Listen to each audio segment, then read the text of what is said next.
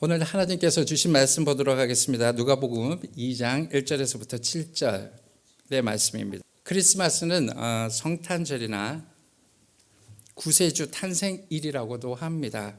그 말씀의 어원은 메시아, 즉 구세주를 뜻하는 히브리 말에서 나왔습니다.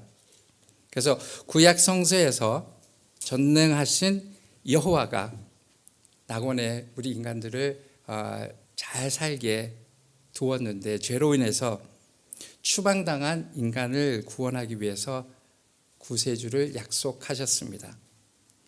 그 구세주가 바로 예수 그리스도입니다. 즉 크리스마스는 아기 예수의 탄생하는 기뻐하는 명절입니다. 여러분들 연말이 되고 성탄절이 되면 자연스럽게 나타나는 색상이 있어요. 색상. 무슨 색이 있죠? 색. 빨간색. 또 무슨 색이 있어요? 녹색. 또 골드. 있는 집인가 봐요. 골드. 골드도 있지만 또 있어요. 하나. 흰색이 있습니다. 흰색. 그래서 성탄절이 되면은 이렇게 그 색이 유달리 표현되는 색이 붉은색 그리고 녹색, 흰색이 있습니다. 근데 이 크리스마스의 세 가지 색에 의미가 있어요. 여러분들 그냥 색감만 예쁘게 해서 포장하는 것이 아닌가 이렇게 생각했지만은 이 색에 의미가 있습니다. 첫 번째 붉은색은 바로 빨간색은 사랑과 희망을 상징한다고 합니다. 그래서 예수 그리스도의 인류를 위한 희생과 그리고 그 보혈을 붉은색으로 나타낸 것입니다. 또한 나보다 나음을 생각하는 이타적인 마음과 이웃을 생각하고 가족을 생각하는 마음, 또한 연인을 사랑하는 전체적으로 사랑을 담긴 그 마음이 바로 붉은색. 또한 녹색이 있습니다. 녹색은 영원한 생명과 희망을 나타내는 크리스마스 색이 바로 녹색으로 표현이 되고 있습니다. 녹색은 겨울이 돼도 시들지 않는 상록수의 그 아주 짙은 푸른 잎처럼 영원하고 무궁한 그러한 생명력을 상징하는 그러한 색을 표현하고 있습니다. 또한 그 녹색 안에 간절한 소망을 담는 그런 소원을 나타내기도 합니다. 또 한 가지 색, 흰색이 있습니다. 흰색은 바로 별빛을 나타내는 그 반짝이는 순수한 색의 흰색을 표현하고 있습니다. 겨울철의 흰 눈처럼 깨끗하고 맑은 빛이 순결의 상징이 된다고 합니다. 그런 의미를 생각한다면 훨씬 더 그리스도의 사랑과 은혜를 더할 수 있을 것입니다. 오늘 본문의 말씀은 예수님이 탄생했던 그 시대적인 배경으로 돌아갑니다. 예수 그리스도께서 탄생하실 당시에 이스라엘은 로마 제국의 통치 아래에 있었습니다. 저희 한국도 그런 시기가 있었죠. 우리나라가 일제강점기에 있었던 것처럼 말입니다. 당연히 이 당시에 이스라엘은 사회적으로 매우 불안하고 경제적으로 굉장히 빈곤하였습니다. 예루살렘에 있는 소수의 집권층과 대지주들은 부유했지만은 대체적으로 평민들이라든지 주민들은 가난의 허덕이었습니다. 그 당시 이스라엘의 왕 헤롯 왕은 그의 아들들이 이렇게 많은 건축 사업으로 인해서 가난한 사람들에게 일자리를 많이 제공했지만 반면에 많은 세금을 국민으로부터 수탈을 할 수밖에 없는 환경이었습니다. 또한 많은 사람들이 직업을 갖지 못했습니다.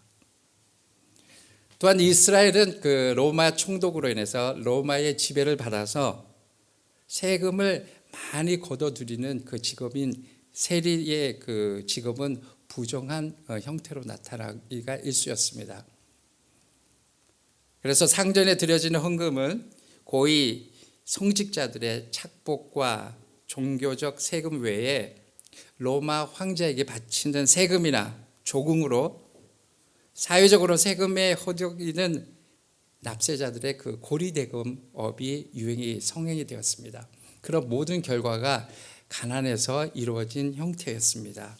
그래서 도시와 농촌, 부유층과 가난한 대중의 경제적 차이를 극복할 수 없었습니다. 그래서 예수님이 태어날 때에 그 이스라엘의 시대적인 배경은 매우 혼란스럽고 가난한 그런 환경이었습니다. 그래서 이스라엘 백성들이 도대체 이렇게 살기에는 힘드니까 이스라엘을 해방시켜줄 메시아를 기다리고 있었습니다. 그런 이유는 구약의 선지자들을 통해서 이스라엘을 자유세계로 인도할 메시아가 나타날 것이라고 다들 믿고 있었기 때문입니다. 오늘 본문 말씀은 이런 환경이 지배한 가운데 그때 당시 세계를 지배한 로마 황제 아우구스투스의 시대를 배경으로 갈릴리 나사렛에서 호적하기 위해서 유대 산골 베들레헴으로 여행하는 요셉과 마리아의 이야기를 보여주고 있습니다. 하나님께서는 온 인류를 죄와 사망으로 마귀로부터 구원하고자 예수 그리스도를 이 땅에 보내십니다. 오늘 이 시간에도 하나님은 하나님의 나라를 위해서 일을 하고 계십니다. 무소부재하신 하나님께서 이 시간에도 동일하게 2000여 년 전 그때와 동일하게 지금도 우리와 함께 하고 계십니다. 또한 하나님의 일에 함께 동역할 사람을 찾고 계십니다. 그런 사람을 찾고 부르시고 계신다는 것입니다. 우리는 그 부르심에 합당하게 순종할 때 하나님의 일을 할 수 있습니다. 1절 보겠습니다. 그때에 아우구스투스 황제가 칙령을 내려온 세계가 호적 등록을 하게 되었는데 2절 이 첫 번째 호적 등록은 구레늘과 시리아의 총독으로 있을 때에 시행한 것이다. 한국에는 호적을 하게 되면 무엇이 나오죠? 현아 자매가 입을 이렇게 쭉 내버렸는데 끝까지 괜찮아요. 그렇죠. 주민등록 번호가 나오죠. 한국에는 호적을 하게 되면은 쭉 입은 내는데 소리는 안 들리는데 감각적으로 알려졌어요. 그렇죠. 한국에는 호적을 하게 되면 주민등록 번호가 나옵니다. 저도 기억합니다. 680-311, 180-4429 이렇게 주민등록 번호가 나옵니다. 미국에서 하게 되면 뭐가 나오죠? 미국은 그렇죠. 소셜 넘버가 나옵니다.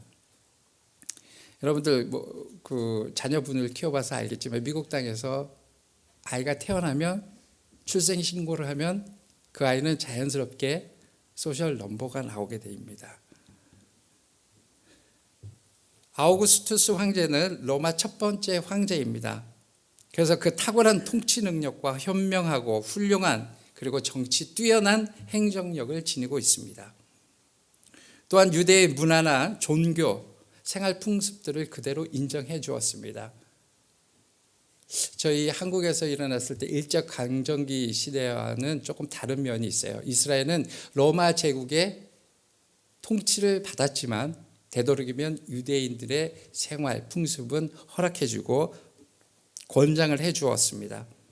그 나라의 법률까지도 로마 법에 비춰 무리가 크게 없는 한 생활을 할 수 있도록 인정해 주었습니다.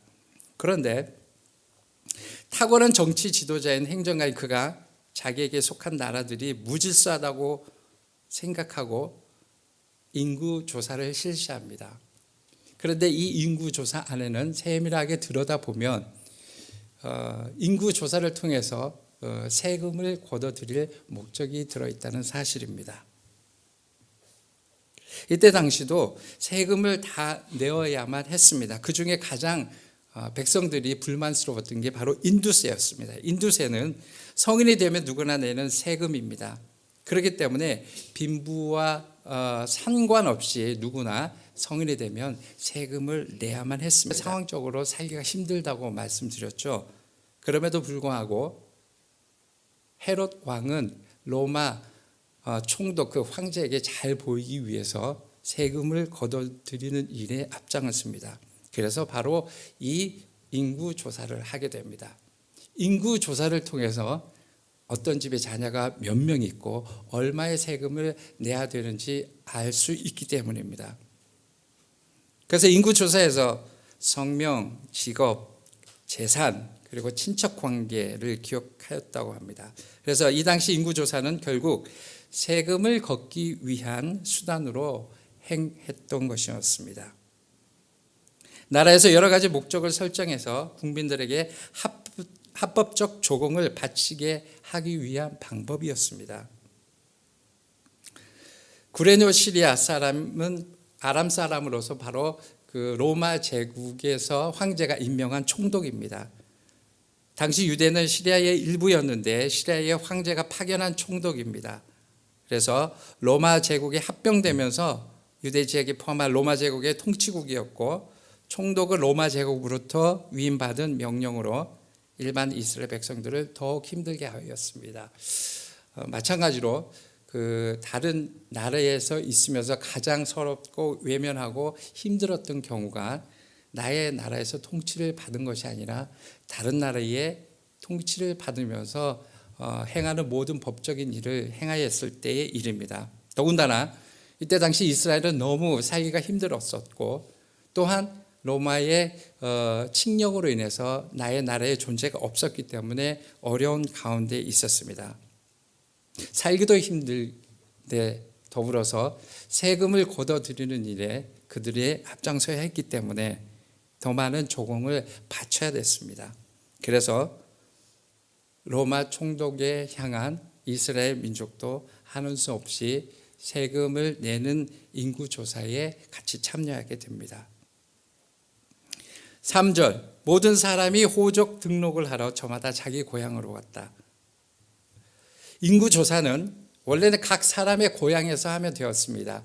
그래서 자기가 살던 곳에서 인구조사에 호적을 등록하면 되었는데 특별히 오늘 본문에 나오는 요셉과 마리아는 자기가 살던 나사렛에서 호적을 등록하러 간 것이 아니라 바로 본인의 고향, 본인이 났던 곳 베들레헴으로 호적을 조사하러 갑니다.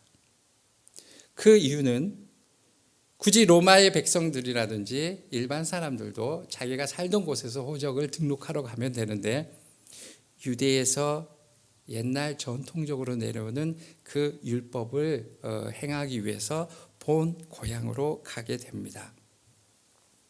그러고 보면 요셉은 유대 전통을 아주 잘 따르는 사람이라고 볼 수가 있습니다.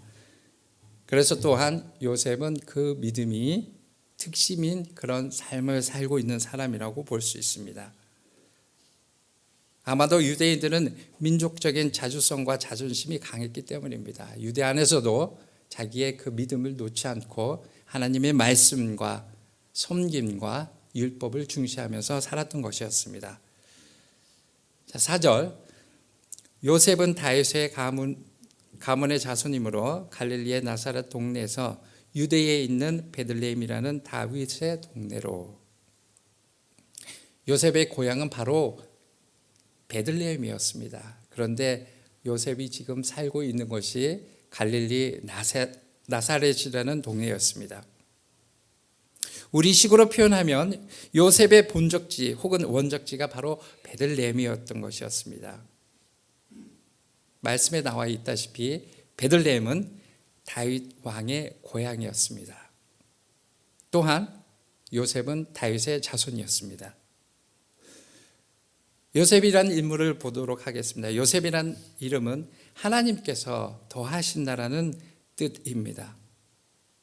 요셉은 다윗의 자손이며 예루살렘 근처 베들레헴 출신입니다. 그리 넉넉한 편은 아니었고 목수였습니다.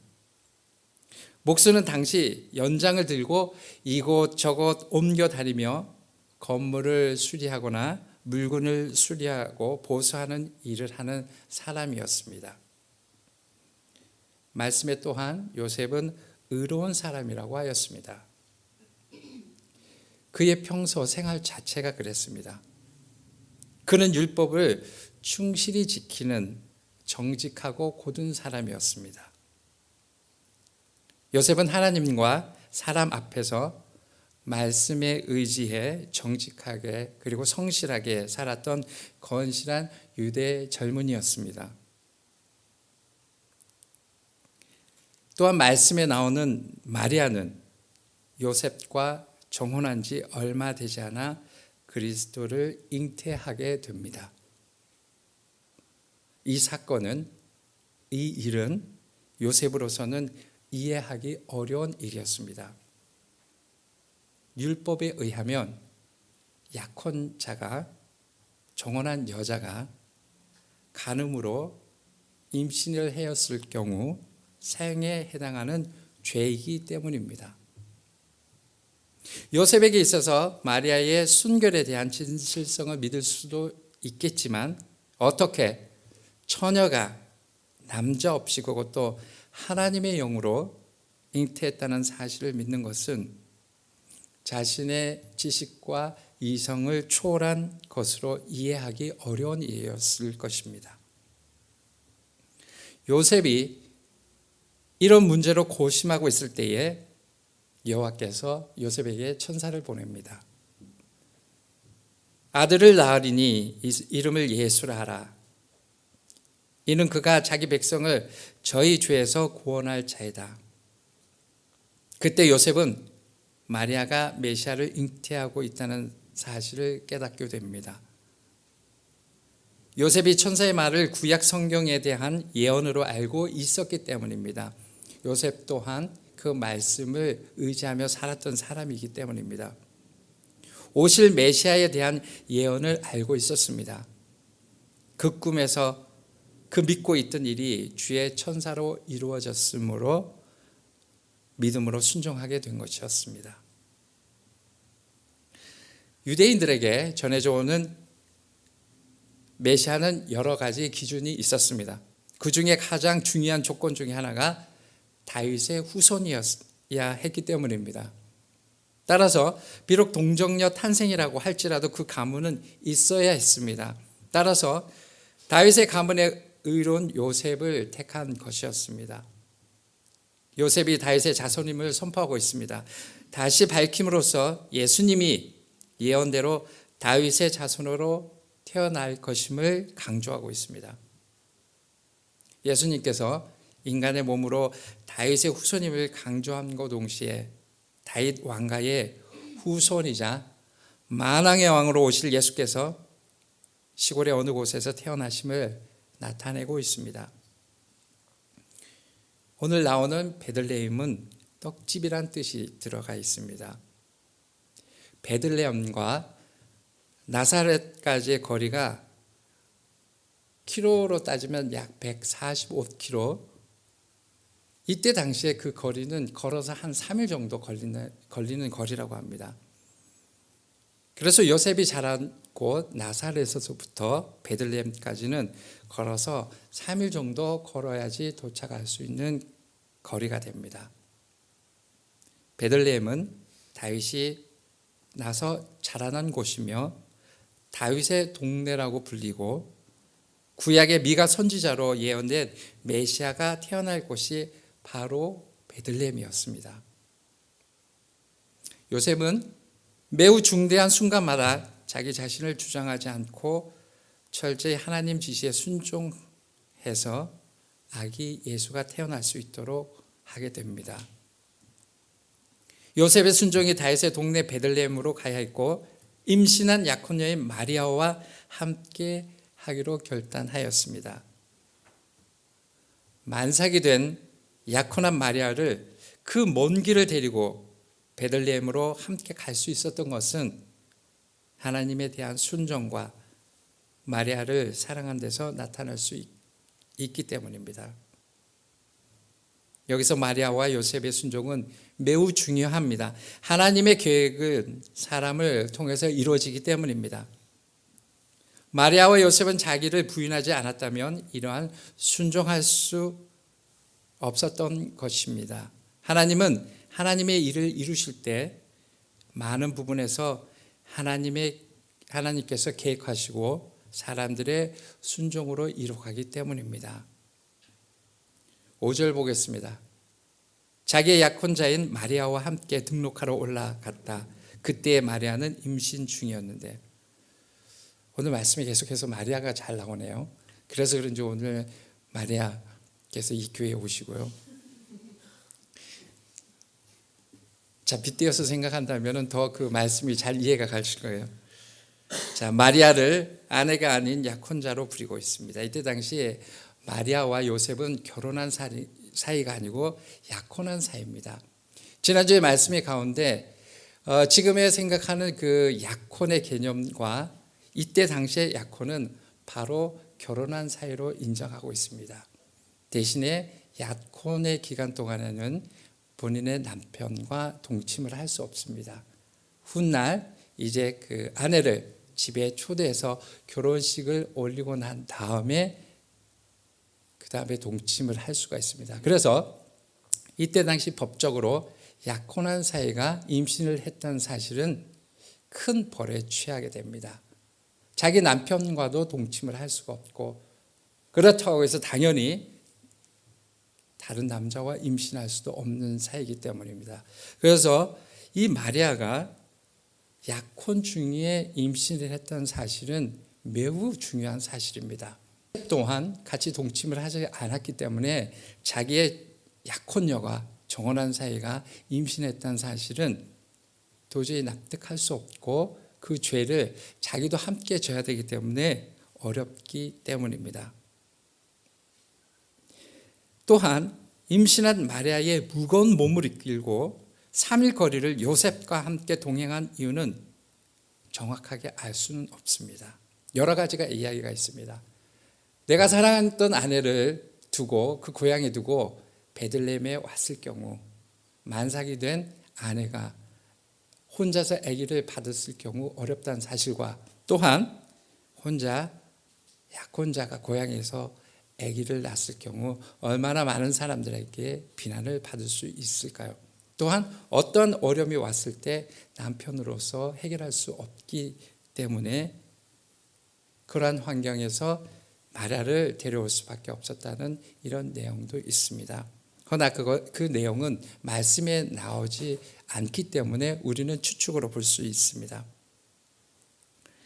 당시 로마법에 의하면 12살 이상의 여자는 인두세를 내야 했지만 가장의 가족을 대신해서 호적했기 때문에 굳이 마리아와 함께 호적을 하러 베들레헴 올 이유는 없었습니다. 자칫 산모와 태아에 또한 위험을 줄 수도 있었습니다. 요셉은 약혼한 아내 마리아가 혼자 임신한 몸으로 나사렛에 두고 올 수 없기 때문에 보는 것이 가장 타당성 있는 이해가 될 것입니다. 요셉이 곁에 있기를 원했을 수도 있을 거고요. 그러나 인구조사로 그 먼 길을, 잉태를 앞두고 약혼녀 마리아를 함께 동행한 여행길은 무엇보다도 성령의 인도하심이 있기 때문이라고 말할 수밖에 없습니다. 나사렛이 아닌 베들레헴에서 메시아가 태어날 것이라는 구약 선지자의 예언을 성취하는 하나님의 인도하심으로 볼 수밖에 없습니다. 우리 인생의 삶 가운데 하나님의 인도와 계획하심은 우리의 능으로 한 것 같지만, 나의 힘으로 된 것 같지만, 그러나 그 안에 하나님의 인도하심이 있었다는 사실입니다.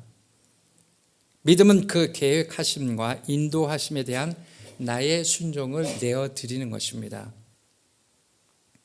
하나님의 일하심을 인정하는 것입니다. 나의 판단과 나의 의지를 세우는 것이 아니라 하나님의 섭리 가운데 드려지는 것이기 때문입니다. 때론 나의 생각과 수고가 만들어진 것 같아도 그 안에 역사하는 하나님의 섭리를 우리는 알아야 된다는 사실입니다. 결코 혼자가 아니라 함께 일을 행하신다는 것입니다. 우리가 사는 이 삶은 하나님 나라를 만들어가면서 사는 것입니다. 그럴 때 결코 혼자가 아니라는 사실입니다. 주님이 함께 하신다는 것입니다.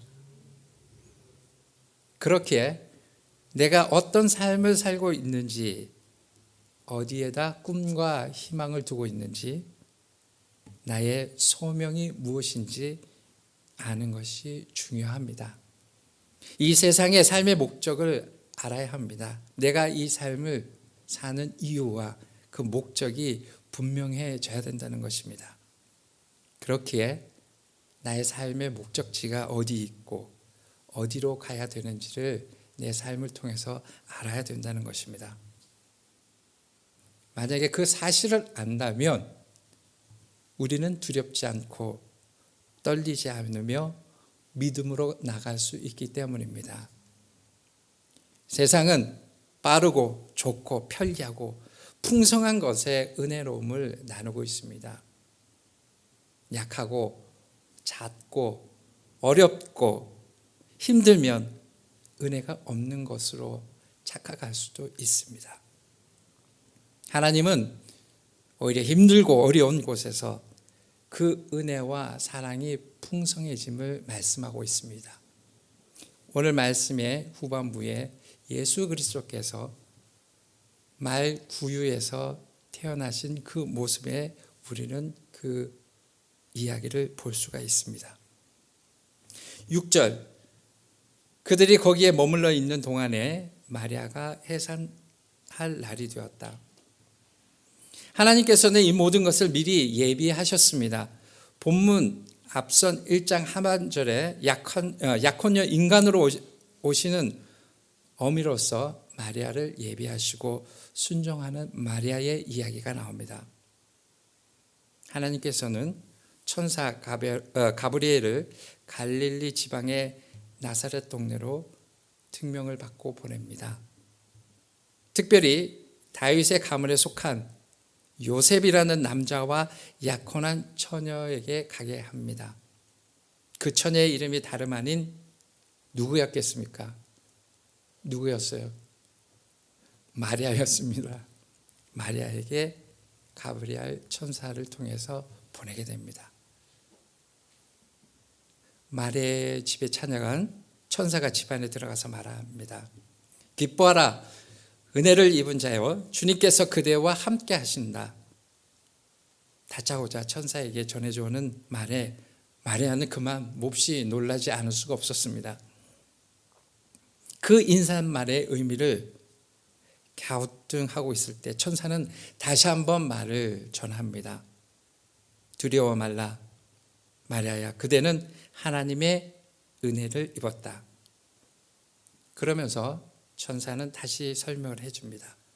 보아라, 그대가 잉태하여 아들을 낳을 터이니 그의 이름을 예수라고 하여라. 두 번째, 마리아는 더더욱 놀랐을 것입니다. 그러니 그 마음을 간파하고 천사는 마리아의 마음을 안정시킵니다. 그러면서 어떤 사람인지 이야기합니다. 그는 위대하게 되고 더없이 높으신 분의 아들이라고 말합니다. 더 확실하게 말해줍니다. 그에게 그의 조상 다윗의 왕위를 주실 것이다. 그 당시에 놀란 마음을 추스리면서 마리아는 그 천사 가브리엘에게 질문합니다. 도대체 나는 남자를 알지 못하는데 어떻게 이런 일이 있겠습니까? 그렇습니다. 남자와 동침한 적도 없고 또한 약혼 기간에는 할 수도 없는데 요셉과는 좋은 기간에 동침할 수도 없고 앞으로 이루어질 일에 대해서 말씀을 하고 있는지 말입니다. 천사 마리아가 대답합니다. 성령이 그대에게 임하시고 더없이 높으신 분의 능력이 그대를 감싸줄 것이다. 그러므로 태어날 아기는 거룩한 분이요 하나님의 아들이라고 볼 것이라고 전합니다.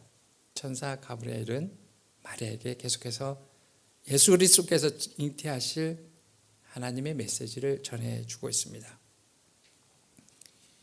어느 날 갑자기 나타난 천사가 그것도 하나님의 아들을 잉태한다는 사실은 마리아에게 매우 충격적인 일이 아닐 수 없었음을 알 수 있습니다.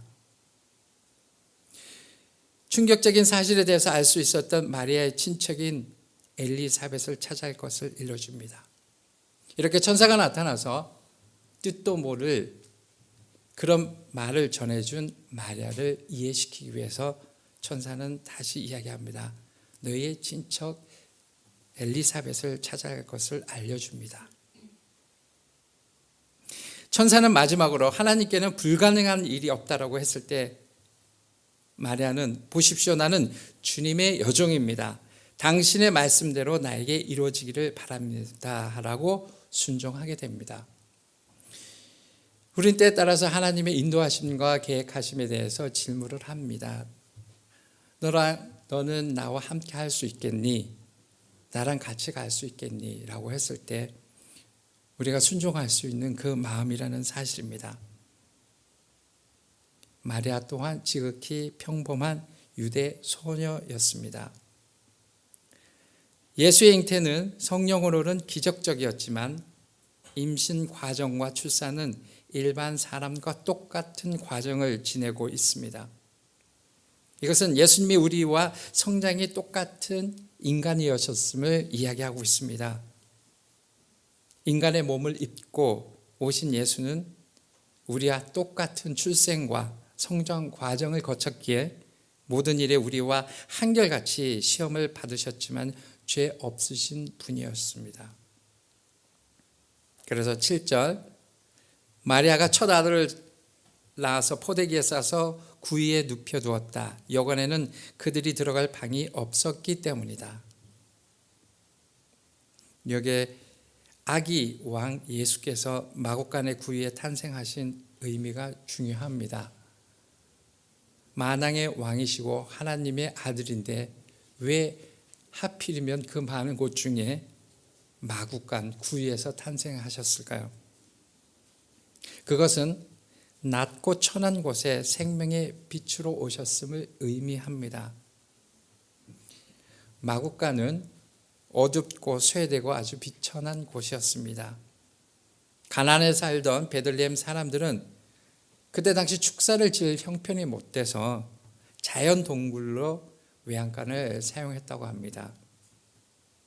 만삭이 된 몸으로 따뜻한 방에 머무를 수 없는 환경 가운데서도 하나님의 놀라운 섭리를 이뤄가고 있음을 볼 수가 있습니다. 마리아가 첫 아들을 낳았다는 것은 훗날 마리아가 계속해서 자녀를 낳았다는 사실입니다. 야고보, 요셉, 시몬, 유다 그리고 여동생 2명이 있었다고 기록되었습니다. 이 구절들에 대해서는 기독교 교파 간의 의견을 나눕니다. 마리아의 평생 동정설이 있습니다. 그래서 동방정교회라든지 로마 카톨릭교회, 개신교, 루터교회 포함한 이 교단들은 이를 인정하지 않는 반면에 장로교라든지 침례교단은 일부 개신교 종파는 요셉과 마리아 사이에 자녀가 있음을 이야기하고 있습니다. 그래서 카톨릭 교회에서는 마리아의 그 영원 처녀설을 주장했기 때문에 그를 하나님의 어머니 그리고 하늘의 왕후, 그래서 카톨릭에서는 마리아를 굉장히 경배시하고 드높이는 그런 현상이 있습니다. 예수님이 인간의 육신을 입고 태어나려면 그 어머니는 완전한 인간이어야만 했기 때문입니다. 그래서 우리 개신교에서는 마리아의 영원 처녀설을 주장하지 않습니다.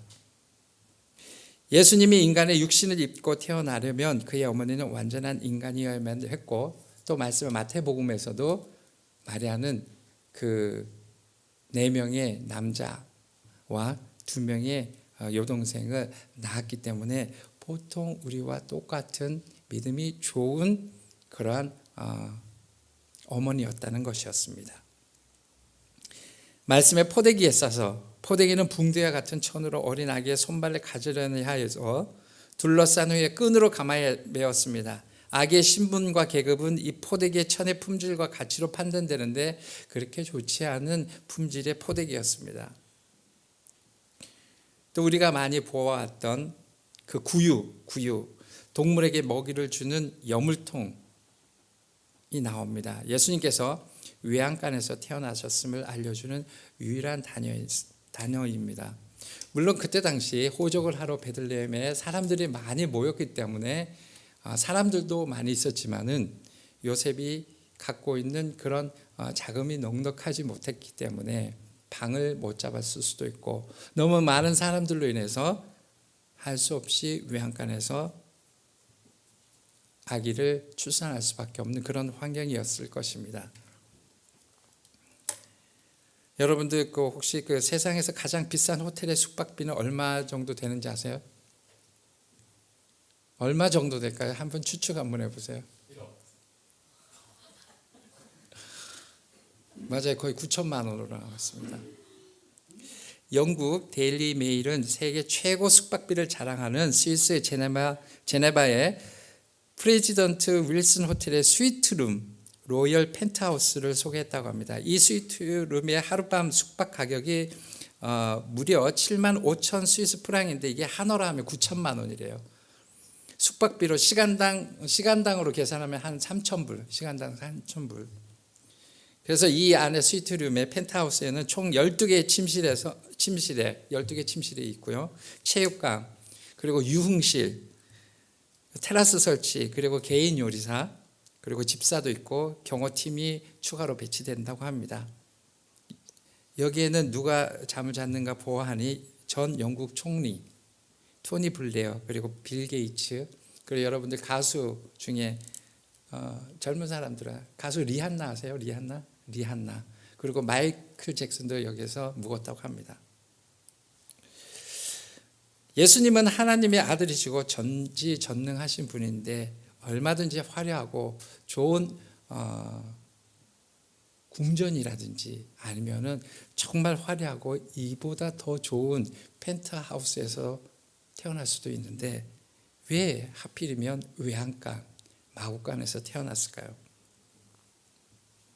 첫 번째로 예수님께서는 마을 구유에 나셨다고 하는 것은 인생의 나그네임을 보여주고 있다는 사실입니다.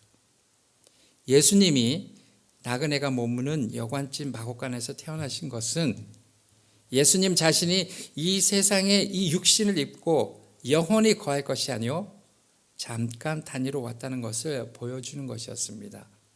우리의 고향은 이 땅이 아닌 영원한 하늘나라가 있다는 것을 보여주기 위함이었습니다.